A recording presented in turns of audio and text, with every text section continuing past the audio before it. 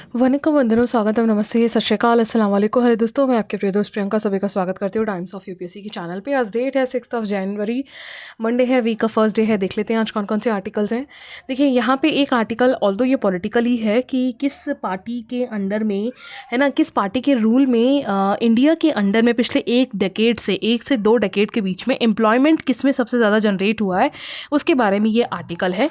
ठीक है, लेकिन हम यहाँ डेटा के बारे में थोड़ा सा डिस्कस कर लेंगे। मेंस पर्सपेक्टिव एक्चुअली ये है ना, प्रीलिम्स में तो काम नहीं आएगा। और अगर हम इधर बात करें तो ये ई श्रम पोर्टल के बारे में है। ठीक है, तो यहाँ पे राइटर बता रहे हैं कि ऑल्दो ये आइडिया बहुत पहले से ही रिकमेंड की गई है काफ़ी सारी कमिटीज़ के द्वारा, उससे पहले की पॉलिटिकल पार्टीज़ के द्वारा, लेकिन अब फाइनली जाके ई श्रम पोर्टल्स पे फोकस किया जा रहा है। और ये ई श्रम पोर्टल किस चीज़ के लिए है? जो इनफॉर्मल सेक्टर्स में काम करने वाले जो माइग्रेंट लेबर्स होते हैं, या फिर जो एक स्टेट से दूसरे स्टेट्स में कंस्ट्रक्शंस के वर्क के लिए, एग्रीकल्चर फील्ड्स के लिए जो माइग्रेट वर्कर्स ट्रांसफ़र होते हैं एक जगह से दूसरे के लिए, उनका डेटा यहाँ पे अपलोडेड, और उनके साथ उनका किनके साथ कॉन्ट्रैक्ट है, अगर वो कॉन्ट्रैक्ट करते भी हैं, जैसे मान लीजिए पंजाब है, हरियाणा रीजन है, या फिर कोई सदर्न के किसी स्टेट में जाके कॉन्ट्रैक्ट में भी जो है लेबर्स को यहाँ से लेके जाया जाता है, तो उसकी सारी डिटेल्स आपको ई श्रम पोर्टल्स में अवेलेबल हो जाएगी। तो उसके बारे में एक आर्टिकल है, देख लेते हैं। इसके अलावा यहाँ पे आइडिया पेज पे अशोक गुलाटी जी का आर्टिकल जो है एग्रीकल्चर पे है, जहाँ नेशंस 2047 तक आते आते कि एक विकसित भारत बनना चाह रहा है, लेकिन वहीं जो उसका प्रोमिनेंट सेक्टर है एग्रीकल्चर, उस पर काफ़ी सारा काम करने की अभी ज़रूरत है गवर्नमेंट को। तो यहाँ पे कुछ जो है सजेशंस भी दे रहे हैं राइटर जो हैं। ठीक है, इसके अलावा इकोनॉमी में 2-3 आर्टिकल्स एक बार मुझे दिखा यहाँ पे। एक तो ये है कि इनकम डिस्पैरिटी जो है आफ्टर पोस्ट पेंडेमिक में काफ़ी कम हुई है। दैट मीन्स जो अमीर और गरीब के बीच में जो रेशो होता है, जिसको हम गिनी कोफिशिएंट्स के फॉर्म में मेजर करते हैं, वो इनकम वेल्थ का जो गैप है वो रिड्यूस हुआ है एज़ कम्पेयर पोस्ट इंडिपेंडेंस के बाद। इंडिपेंडेंस के कंपैरेटिवली जो पोस्ट पेंडेमिक है स्पेशली, है ना, क्योंकि अभी आपको पता है कि पेंडेमिक की वजह से कितना ज़्यादा इकोनॉमिकली शेकन की जो है एक फील जो है हर इकोनॉमी के द्वारा फेस किया गया था। ठीक है, तो यहाँ पे थोड़ा सा बेटरमेंट बताया जा रहा है, देख लेंगे। इसके अलावा यहाँ CII के द्वारा, ये एक नॉन प्रॉफिट NGO है CII, जो इंडस्ट्रियल के बारे में एक्चुअली उसके प्रोग्रेस के बारे में यहाँ पे रिपोर्ट देती है, लेकिन यहाँ पे इसने एम्प्लॉयमेंट जनरेशंस के लिए 7 की एजेंडा पॉइंट्स डिस्कस किए हैं। क्या है देख लेते हैं। और अभी गवर्नमेंट प्लान कर रही है जो प्रोडक्ट लिंक्ड इंसेंटिव स्कीम हमारे इंडिया में अवेलेबल है 14 सेक्टर्स के लिए। उसमें अभी बहुत बड़ा सेक्टर जो हमारा है वो है स्टील इंडस्ट्री, जो इसमें इंक्लूडेड नहीं है। तो अब गवर्नमेंट ने ये अनाउंस किया है कि अब बहुत जल्द ही वो जो है स्टील इंडस्ट्री को इस PLI स्कीम्स के अंडर में इंक्लूड कर देगी। तो एक बार हम देख लेंगे क्या होता है PLI स्कीम। ठीक है, तो 1 बाय 1 आर्टिकल देख लेते हैं आज। तो देखिए यहाँ पे पॉलिटिकल डेटा में क्या है, actually labour ministry mister Mansukh जो है डिस्कस कर रहे हैं कि अगर इससे पहले के 10 साल पहले के अगर डेकेड में अगर आप देखोगे, जब UPA का रूल था, तो 2004 से 2014 के बीच में जो लेबर यानी जॉब लेने की, या फिर जो आप कह सकते हो वर्कर पॉपुलेशन रेशो, वो 47 करोड़ से 64 करोड़ तक हो चुका था। ठीक है, ऑल्दो ये बीच में फिर काफ़ी रिड्यूस भी हुआ। ठीक है, लेकिन यहाँ पे राइटर ये बता रहे हैं कि अगर आप 2014 से 14 के कंपैरेटिवली, 2014 से 2024 के कंपैरेटिवली पिछले 2 डेकेड के कंपैरिजन देखोगे, तो यहाँ पे राइटर बता रहे हैं नो डाउट 14 से 24 के बीच में जो लेबर वर्क पार्टिसिपेशन है, ये वर्कर पॉपुलेशन रेशो है, वो पहले से इंक्रीज़ हुआ है। लेकिन यहाँ पे जो है NDA की गवर्नमेंट की भी अगर आप बात करें, तो राइटर बता रहे हैं कि NDA में जब 2014 के बाद रूलिंग में आया NDA, तो 46% था, लेकिन फिर उसके बाद ये 58% हुआ। फिर धीरे धीरे अगर आप फाइनली अभी देखोगे तो नियरली ये जो है 40-50 के आसपास है। ठीक है, क्योंकि पोस्ट पेंडेमिक के बाद थोड़ा सा ये रिडक्शन हुआ है। लेकिन यहाँ राइटर एक कंसर्न बता रहे हैं, जो लेबर मिनिस्ट्री ने ये अनाउंस किया था कि NDA गवर्नमेंट पिछले 10 साल में एग्रीकल्चर के सेक्टर में अच्छा खासा रोजगार को जनरेट करने में सक्सेसफुल रही है। तो यहाँ पे राइटर एक चीज़ क्रिटिसाइज कर रहे हैं कि किसी भी इंडस्ट्री, किसी भी कंट्री के अंडर में अगर एम्प्लॉयमेंट जनरेशन एग्रीकल्चर बेस्ड है ना, दैट मीन्स वो नेशन प्रोग्रेस नहीं कर रहा है, वो नेशन पीछे की ओर जा रहा है। हमें यहाँ इंडस्ट्री के सेक्टर्स में, टेक्नोलॉजी के सेक्टर्स में इनकम जनरेशन करना ज़्यादा ज़रूरी होगा। ठीक है, तो ये एक छोटा सा ये आर्टिकल था। बाकी नेक्स्ट आर्टिकल चलते हैं। तो यहाँ पे ई श्रम पोर्टल के बारे में है। देखिए अभी रिसेंटली आपको पता है ई श्रम पोर्टल पे काफ़ी ज़्यादा डिस्कशन हुआ। स्पेशली ये काम करेगा अनऑर्गेनाइज सेक्टर्स के जो लेबर्स हैं उनके बारे में, जो स्पेशली हमारे इंडिया में अगर आप बात करोगे तो 300 मिलियन वर्कर्स हैं जिसको रजिस्टर करेगा ई श्रम पोर्टल।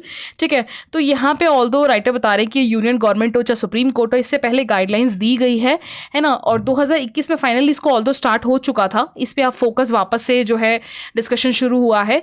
और यहाँ पे राइटर बता रहे हैं कि ऐसा नहीं है कि ये पहली बारी है, यहाँ पे 2021 में ही हुआ है इसके ऊपर जो फोकस किया गया है।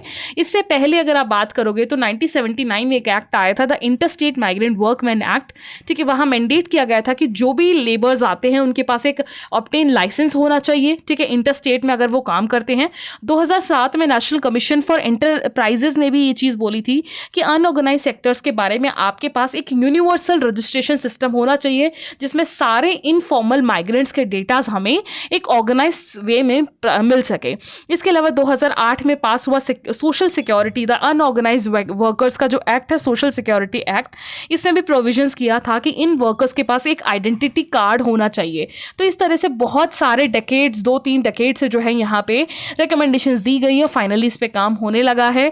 ठीक है, तो राइटर बता रहे हैं कि इससे एक फ़ायदा पता क्या होगा कि जिस तरीके से हरासमेंट इन लेबर्स के साथ होता है, स्टिग्मा है, इनकी ट्रैफिकिंग है, लैक ऑफ यूनियनाइजेशन है, poor access of public services है, तो ये सारे जो इश्यूज़ हैं इन वल्नरेबल सेक्शंस को एड्रेस किया जाएगा। जैसे मैं आपको एक एग्जांपल बताऊं, जैसे आपने उड़ता पंजाब में देखा है, जो आलिया का कैरेक्टर जो उन्होंने निभाया है वो एक लेबर ही तो होती है, वो बिहार से माइग्रेट होकर आती हैं, है ना, एग्रीकल्चर के लेबर, और वो उस ड्रग को सेल करने के चक्कर में वो एक बहुत बड़े गैंग में फंस जाती हैं जो वहाँ के लीडर होते हैं, है ना, और उनके फिर उस आलिया को जो है किडनैप करके वो कितना ज़्यादा हरास किया जाता है। सोचो, वो गायब हो गई, वो एक लड़की है, वो गायब हो गई।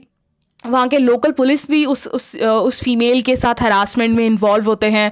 तो ये साफ दिख रहा है ना कि अनऑर्गेनाइज सेक्टर्स के लेबर सिक्योर नहीं है इंडिया में, है ना। तो एक एग्जांपल के लिए मैं आपको बता रही हूँ, तो यहाँ पे इस चीज़ को ये काफ़ी ज़्यादा रिड्यूस करेगा। ठीक है, और यहाँ पे ई श्रम पोर्टल्स में यहाँ पे रजिस्ट्रेशन ड्रिवन जो है वो माइग्रेट वर्कर्स के लिए बहुत ही बड़ा एक सोशल सिक्योरिटी का भी काम करेगा। लास्ट ईयर अगर आप बात करोगे तो 286 मिलियन रजिस्टर्ड हुए हैं, 80 million migrate workers were excluded from the ration card. देखिए क्या होता है कि बहुत सारे जो वर्कर्स होते हैं ना, अब एक स्टेट से दूसरे स्टेट्स पे जाते हैं तो उन्हें देखिए रेशन का बहुत फ़र्क पड़ता है, बहुत, क्योंकि क्या होता है कि जैसे आप एक स्टेट से माइग्रेट होकर चले जाते हो एक लंबे टाइम तक, स्टेट में बिलोंग कर रहे थे, अब वहाँ से आपका रेशन कार्ड, वोटिंग कार्ड हटा दिया जाता है ना। तो ये चीज़ें बहुत एक इशू फेस करना होता है। और इसी चीज़ के लिए आपको याद भी होगा गवर्नमेंट काम कर रही है one nation one ration card के ऊपर, है ना, ताकि माइग्रेंट वर्कर्स अगर एक जगह से दूसरे स्टेट में जाते भी हैं तो वो अपने सेम रेशन कार्ड से दूसरे स्टेट में, क्योंकि स्टेट टू स्टेट के बीच में अगर एक बॉन्ड बना रहेगा कि अगर हमारे लेबर्स आते हैं तो आप जो है पीडीएस सिस्टम उन्हें दे सकते हो, तो इससे उन्हें बहुत फेजेबल होगा, राइट। तो ये सारे काम सरकार कर रही है। इसके अलावा यहाँ पे अभी रिसेंटली जो मिनिस्ट्री ऑफ लेबर है उसने वन स्टॉप सॉल्यूशंस के लिए एक सोशल सिक्योरिटी स्कीम्स लॉन्च किया है, वही आपका ई श्रम है।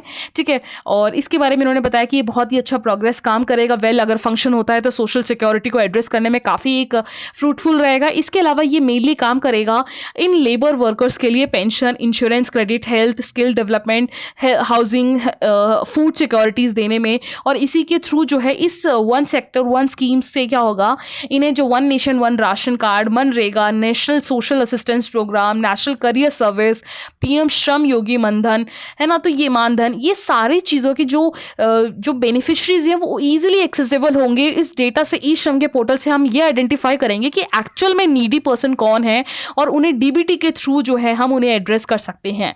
ठीक है, तो उनको जो है फंड जो देना होगा वो सारी चीज़ें उन्हें पहुँचाया जा सकता है, जैसे वेलफेयर स्कीम, मातृ वंदना योजना है, श्रमिक सुरक्षा योजना है, पोस्टल डिपार्टमेंट है, दीनदयाल अंत्योदय योजना है, नेशनल अर्बन लाइवलीहुड मिशन है, ये सारे एज सून एज ई श्रम से लिंक्ड हो जाएंगे। ठीक है, राइटर बता रहे हैं कि पहली बार ऐसा हो रहा है, गवर्नमेंट बहुत ज़्यादा कंसर्न ले रही है इस बार जो इस प्लेटफॉर्म के रिगार्डिंग और जो माइग्रेंट वर्कर्स हैं इनके सोशल सिक्योरिटीज़ के लिए। ठीक है, तो यहाँ पे एक बहुत ही बड़ा है, अच्छा एक काम है माइग्रेंट वर्कर्स के लिए। जैसे कई बार क्या होता है कि बहुत सारे वर्कर्स के पास खुद का कार्ड नहीं होता, आधार कार्ड नहीं होता, बेसिक रेशन कार्ड नहीं होता, है ना, उनके पास कोई परमानेंट मोबाइल नंबर नहीं होते ताकि उन्हें जो है कैच किया जाए या फिर उनकी जो बेनिफिशरीज हैं उन तक पहुंचाया जा सके। तो ये सारी चीज़ें जो है ई श्रम पोर्टल काफ़ी ईजी कर देगा। ठीक है, तो इसके बारे में है। और इसके अलावा अभी यहाँ पे फीमेल वर्कर्स की बात करें तो नियरली इस प्लेटफॉर्म में 53% जो है रजिस्टर्ड है as a female migrant workers के फॉर्म में। ठीक है, और ये और काम अच्छा करने का होप है इसमें, और सोशल सिक्योरिटी, जो रीजनल डेमोग्राफिक इकोनॉमिक डाइवर्सिटी है वो बढ़ेगी। क्योंकि देखिए जो माइग्रेंट वर्कर्स होते हैं ना, वो कोई होमोजीनियस नहीं है कि अलग कैटेगरी बना दिया जाए, वो भी सेम उसी सस्टेनेबल एग्रीकल्चर से निकलते हैं जिस कल्चर डाइवर्सिटी से हम बिलोंग करते हैं। तो यहाँ पे एनजीओज ने भी, पॉलिसी मेकर्स ने भी काफ़ी काम किए हैं, हमें और इन पे काम करना चाहिए। लेकिन बस ये है कि ये लेबर पोर्ट का ना काम, देखिए अब ये ई श्रम पोर्टल इतना बेहतरीन पोर्टल है ना, अब राइटर बता रहे हैं कि इसको पॉलिटिकल पार्टीज ना फ्रीबीज को बांटने में यूज़ ना करने लग जाए। आपको पता है आज भी इलेक्शंस होते टाइम या होने से पहले है ना, हर स्टेट में चाहे वो राशन, घर के जो घरेलू सामान होते हैं या फिर पैसा मतलब चंदा लेने के बहाने बहुत ज़्यादा फ्रॉड आज भी मनी या जो फ्रीबीज है वो दी जाती है। या फिर इलेक्शन कैंपेन के टाइम पॉलिटिक्स पार्टीज के द्वारा ये अनाउंस कर दिया जाता है कि अगर हम सत्ता में आए तो आपको 1,000 रुपये देंगे, महीने में 3,000 देंगे, 5,000 देंगे, काइंड ऑफ स्कॉलरशिप्स देंगे। ये सारी चीज़ें क्या फ्री बीज है। तो राइटर बता रहे कि इस फ्री बीज का सप्लीमेंट करने के लिए या फिर सप्लाई करने के लिए इन ई श्रम का यूज़ ना कर लिया जाए ताकि ये पर्टिकुलर सेक्शंस को टारगेट किया जाए, है ना। तो इस तरीके से मिसयूज़ ना हो, इस चीज़ का ध्यान रखना होगा। हमारा टारगेट है 2030 तक सस्टेनेबल डेवलपमेंट स्टेट्स तक जो है जितने भी पुअरली लोग हैं, माइग्रेंट लेबर्स हैं, उनको डेवलपमेंट करना, जो स्पेशली माइग्रेंट अनऑर्गेनाइज सेक्टर्स हैं जो इंडिया के फ्यूल का काम करते हैं, उन्हें रिकॉग्नाइज करना, उनके रीच, उनके राइट्स पे एड्रेस करना। ठीक है, क्योंकि विकसित भारत तभी विकसित हो पाएगा जब इन जैसे वल्नरेबल सेक्शंस को हम सोशल प्रोटेक्शंस देने में कामयाब रहेंगे इस तरह के ओएस प्लेटफॉर्म से। ठीक है, तो आई होप आपको ये आर्टिकल समझ में आया होगा कि ये बात क्या करना चाह रहा है। नेक्स्ट आर्टिकल पे चलते हैं। देखिए नेक्स्ट आर्टिकल है, यहाँ पे अशोक गुलाटी जी ने बताया है कि देखिए हर साल हम प्लेड्स लेते हैं, क्या प्लेड्स है इस बार न्यू ईयर में क्या करना चाहिए। तो राइटर यहाँ पे बताना चाह रहे हैं कि मेरे लाइफ का पैशन है या मेरा एक लाइफ का कमिटमेंट है कि हमारा देश जो है वो वाइब्रेंट रहे, सस्टेनेबल रहे एग्रीकल्चर में, क्लाइमेट रेजिलिएंट, इंक्रीज़ करें हम प्रोडक्टिविटी में, प्रॉस्पेरिटी हो हमारे फार्मर्स के बीच में। ठीक है, हमारी इकोनॉमी के सबसे बड़े बॉटम्स में, जो पिरामिड्स के बॉटम में काम करते हैं वो हैं एग्रीकल्चर्स के फार्मर्स। उनको जो है यहाँ पे सब तरह का एक अपलिफ्टमेंट करने की यहाँ पे ज़रूरत है। यहाँ पे राइटर इस चीज़ पे एम्फेसाइज कर रहे हैं। ठीक है, इन्होंने कहा कि अभी आरबीआई ने रिसेंटली बताया कि जो वेजी इन्फ्लेशन है यानी वेजिटेबल्स के इन्फ्लेशन नियरली 29% तक पहुँच चुका है। ठीक है, और पोटैटो का इन्फ्लेशन 67% है। सोचिए कितना हाइक पे है ना। तो इसी वजह से यहाँ पे अभी थोड़ा सा जो है रेपो रेट को भी कम नहीं कर रही है आरबीआई। और अभी आईएमडी ने भी अनाउंस कर दिया है कि 2024 जो है अभी तक का 1901 के बाद सबसे ज़्यादा वार्मेस्ट ईयर रहा है। और यहाँ पे ICAR जो Indian council of agriculture research है, इसने भी प्रेडिक्ट किया है आने वाले टाइम पे टेम्परेचर जैसे जैसे बढ़ेगा हमारे एग्रीकल्चर्स भी इम्पैक्ट होंगे। और सबसे ज़्यादा अगर इम्पैक्ट कोई क्रॉप होगी तो वो होगी आपकी वीट प्रोडक्टिविटी। नियरली 5% तक इसका प्रोडक्शन रिड्यूस हुआ है। ठीक है, और हमारे ऑनरेबल प्राइम मिनिस्टर जी ने अभी recently 109 varieties of crops, various crops introduce कराई थी इंक्लूडिंग वीट, जो कि मेनली क्लाइमेट रेजिलिएंट है। स्पेशली वो फार्मर्स के लिए एक बहुत बड़ा एक लैंडमार्क का काम करेगी जिस तरीके से हमारा एक क्लाइमेट चेंज हो रहा है। एग्रीकल्चर के रिसर्च एंड डेवलपमेंट से एग्रीकल्चर एक्सटेंशंस की नीड की बात करी है राइटर ने। यहाँ पे इन्होंने बोला अगर आप पिछले लास्ट 3 साल से अगर आप देखोगे तो यहाँ पे प्रोडक्शंस हो, स्पेशली प्राइवेट ट्रेडर्स ने बहुत ज़्यादा यहाँ पे एस्टिमेट किया है अपने आप को यहाँ पे लाने की, है ना। लेकिन यहाँ पे कई बार क्या होता है, जैसे आपको रिसेंटली अगर एग्जाम्पल बताऊँ तो 3 लॉ बिल जो है कहीं ना कहीं फार्मर्स को एक कंट्रोल करने का ही बिल जो है एक तरह से एक्सपर्ट्स के द्वारा भी देखा जाता है ना। और अभी राइटर बता रहे हैं जैसे फॉर एग्जांपल क्या होता है कि यहाँ अभी वीट का अगर आप दाम देखोगे ना तो ओपन मार्केट में इसका प्राइस जो है पर क्विंटल 2300 रुपये तक का मिल रहा है और एमएसपी जो है 2450 रुपये पर क्विंटल। और अगर आप एफसीआई अगर लेती है तो वो 2800 पर क्विंटल है। तो सोचिए अगर कोई फार्मर, छोटा फार्मर है, उसके पास ज़्यादा क्विंटल में नहीं है, 2 क्विंटल 1 क्विंटल है या आधा क्विंटल है, तो वो सोचो बहुत बड़ा सरकार के पास तो जाके नहीं बेचेगा वो डायरेक्टली, है ना। तो वो छोटे छोटे जब ओपन मार्केट में बेच देते हैं छोटे फार्मर्स, तो सोचिए कितना कम पैसा उन्हें मिलेगा। तो इस तरीके से फार्मर्स को बहुत बड़ा लॉस मिल रहा है। एमएसपी से ज़्यादा हमेशा उम्मीद करी जाती है, एमएसपी और एफसीआई से ज़्यादा ओपन मार्केट में जितना ज़्यादा प्राइस होगा ना फार्मर के लिए उतना ज़्यादा बेनिफिशियल होता है। क्योंकि हर फार्मर देखिए बहुत बड़े बड़े लेवल पे उसके पास फील्ड नहीं होता, बहुत बड़े लेवल पे उसके पास खुद की खेती नहीं होती कि वो कम से कम 500 हज़ार टन निकाल रहा है और वो मार्केट में जाके बड़े डीलर से डील कर रहा है। बहुत छोटे से आम किसान हैं हमारे पास, मार्जिनल सेक्शंस के किसान ज़्यादा हैं। 80% ऑफ फार्मर्स के पास 2 एकड़ से भी ज़मीन बहुत कम है, ठीक है, इसलिए मार्जिन सेक्शंस फार्मर्स ज़्यादा हैं, तो ये ज़्यादा कंसर्न है। तो यहाँ पे राइटर बता रहे हैं कि हमारे मोदी जी, हमारे जो प्राइम मिनिस्टर हैं, उनका ड्रीम है विकसित भारत 2047 तक। तो इस गोल को हम तब तक अचीव नहीं कर पाएंगे जब तक हम अपने फार्मर्स पे फोकस नहीं करेंगे, ठीक है। अभी रिसेंटली पीरियोडिक लेबर सर्वे ने ये भी बात बोली है कि रूरल इंडिया के अंडर में जो सैलरी है, जो वेज रेट है लेबर्स की, वो काफ़ी ज़्यादा रिड्यूस हुई है, जो बहुत ज़्यादा कंसर्न है। क्योंकि वेज रेट जैसे ही डाउनफॉल होता है, उनकी मार्केट के लिए जो डिमांड है वो ओवरऑल कम हो जाती है, प्रोडक्शंस पे इम्पैक्ट होता है, एम्प्लॉयमेंट जनरेशन में भी इम्पैक्ट होता है, इकोनॉमी लो हो जाती है, स्लो प्रोग्रेस करती है, ठीक है। तो इस चीज़ पे यहाँ पे राइटर बता रहे हैं कि और इस चीज़ पे शायद पार्लियामेंट में बहुत ही स्केयरली जो है अटेंशन दिया गया है, ठीक है। और यहाँ पे अगर हम किसी चीज़ को ज़्यादा सक्सेसफुल करने में रहे हैं तो वो हमारा रहा है कि रेवड़ी कल्चर्स फ्री बीज में बांटना, है ना। इलेक्शंस के नाम पे जो है यहाँ पे हम लाडली बहन योजना हो या फिर लाडली बहन योजना, लाडली आम आदमी पार्टीज़ के द्वारा प्रॉमिस करना पर मंथ 18,000 पुजारीज या ग्रंथीज के फॉर्म में, ठीक है। तो ये सारी चीज़ें फ्री बीज हैं जो कहीं ना कहीं हार्म करती हैं पूरे सोसाइटी को, ठीक है। तो यहाँ पे इस तरीके से देश जो है प्रोग्रेस नहीं कर पाएगा, हमारा जो ड्रीम है वो अचीव नहीं कर पाएंगे। राइटर यहाँ वंडर हो रहे हैं कि एक being a honest tax payer हो गए कि हमारा जो इलेक्शन कमीशन है वो इन सब चीज़ों पे क्यों फोकस नहीं करता, क्यों लुकीरियस है, इन प्रोमिस पे ध्यान नहीं दिया जाता, क्या ये हमारे डेमोक्रेसी को डैमेज नहीं कर रहे हैं ये फ्रीबीज जो है हमारे टैक्स पेयर्स को, और टैक्स पेयर्स के द्वारा जो टैक्स लिया जाता है। क्योंकि आखिर आप सोचिए ना, यहाँ पे गवर्नमेंट आपको 1,000 रुपये महीने दे रही है या फिर आपको फैन, बिजली, घर का कुछ भी खाना बांट रही है फ्री में, तो उसके लिए पैसा सरकार के पास आ कहाँ से रहा है? लोगों से जो टैक्स वसूला जा रहा है वही तो पैसा है। अगर वो टैक्स अगर आप सही तरीके से हेल्थ सिस्टम में लगाओगे, एजुकेशन सिस्टम में लगाओगे, उनके स्किल्स डेवलपमेंट में लगाओगे, उसके लिए आप नए नए स्कूल, कॉलेजेस, स्कॉलरशिप, नए नए स्किल्स के लिए इंडस्ट्रीज लगाओगे, तो ये ज़्यादा बेनिफिशियल होगा ना, रेदर देन अगर आपके 1,000 रुपये और महीने के 3,000 रुपये देने से तो ज़्यादा, है ना। तो इस चीज़ पर राइटर यहाँ पे नाराज़गी जता रहे हैं। और यहाँ पे राइटर बता रहे हैं कि देखिए गवर्नमेंट के पास बहुत अच्छा गोल्डन चांस है ना, इस चीज़ पे फोकस करना चाहिए। और अभी जो हमारा नियरली हर साल जो फिजिकल ईयर अभी जो बजट आएगा 25 का 45 लाख करोड़ के आसपास बजट होगा, लेकिन उसमें से कम 4 से 5 लाख तो सिर्फ और सिर्फ हम फूड और फर्टिलाइजर के सब्सिडीज में लगा देते हैं, ठीक है। जबकि राइटर यहाँ पे हमेशा से, अगर गुलाटी जी के आर्टिकल अगर आप कंटिन्यू देख ले होंगे, तो इन्होंने हमेशा जो फर्टिलाइज़र पे दिए जाने वाले सब्सिडीज़ हैं उसके अगेंस्ट करते आए हैं। क्यों?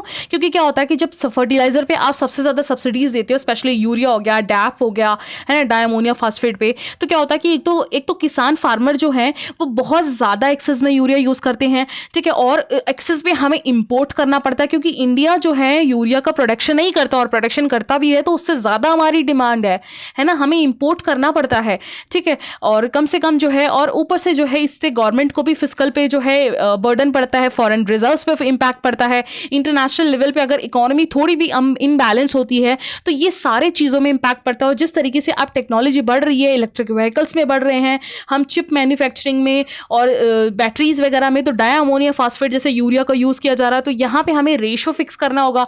फिक्स भी है रेशो 4:2:1 का NPK का, फिर भी जो है हमारे फार्मर्स के द्वारा इस चीज़ को नहीं फॉलो किया जा रहा है। ब्लैक मार्केटिंग होती है, इंडस्ट्री, कई सारी इंडस्ट्री इस यूरिया सब्सिडी जो फार्मर्स को दी जाती है उसका यूज़ करते हैं, ठीक है। ये सारे आर्टिकल आपको याद हो गए अगर आप कंटिन्यू फोकस कर रहे होंगे, गुलाटी जी के ही आर्टिकल्स मैं आपको बता रही हूँ, है ना।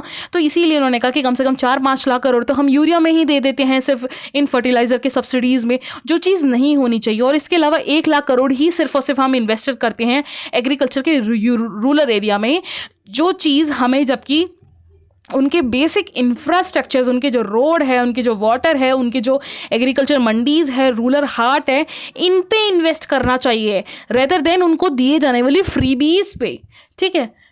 और इसके अलावा इन सारे जो भी स्कीम्स हैं, हम क्या इसको वेलफेयर प्रोग्राम्स के फॉर्म में रैशनलाइज करें, ठीक है। तो यहाँ पे राइटर कह रहे हैं कि फर्टिलाइज़र जो सब्सिडीज़ हैं पीएम किसान के तहत जो फार्मर्स को डायरेक्टली उनके पर हेक्टर के बेसिस पे दिया जाना चाहिए, उन्हें रेगुलेट करना होगा। ऐसा ना हो कि ओपनली आप किसी भी फार्मर्स को अनलिमिटेड उनके पास जो है आप डैप के प्राइजेस या कुछ भी लेने की जो है हमें यानी इम्बैलेंसेस है जो जिस पे कंट्रोल नहीं, उस पर कंट्रोल करने की यहाँ पे राइटर जो है ज़रूरत बता रहे हैं, ठीक है। और यहाँ पे बता रहे हैं कि सब जो फूड की सब्सिडीज़ है ना, जो डिजिटल तरीके से जो है यहाँ पे बताया गया है कि अगर आप फूड सब्सिडीज़ देना भी चाहते हो तो यहाँ पे न्यूट्रिएंट्स फूड्स में मिलना चाहिए, ताकि आपको पता है हमारे आज भी 50 से 60% वुमेन जो है एनीमिया की इश्यूज़ में हैं। माल न्यूट्रिशंस कितना ज़्यादा है 5 से 10 साल के बच्चे के बीच में, स्टंटिंग वेस्टिंग कितना ज़्यादा है हमारे इंडिया में।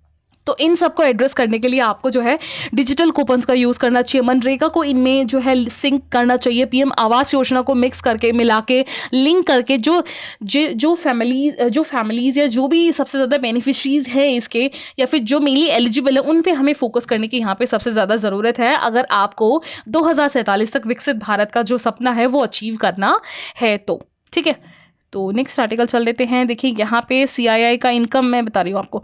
देखिए गिनी कोफिशिएंट आपको पता होगा कि ये एक गिनी कोफिशिएंट्स आपको पता होगा कि एक वो है कर्व दिखाती है जिसमें इसका रेशो होता है 0 से 1।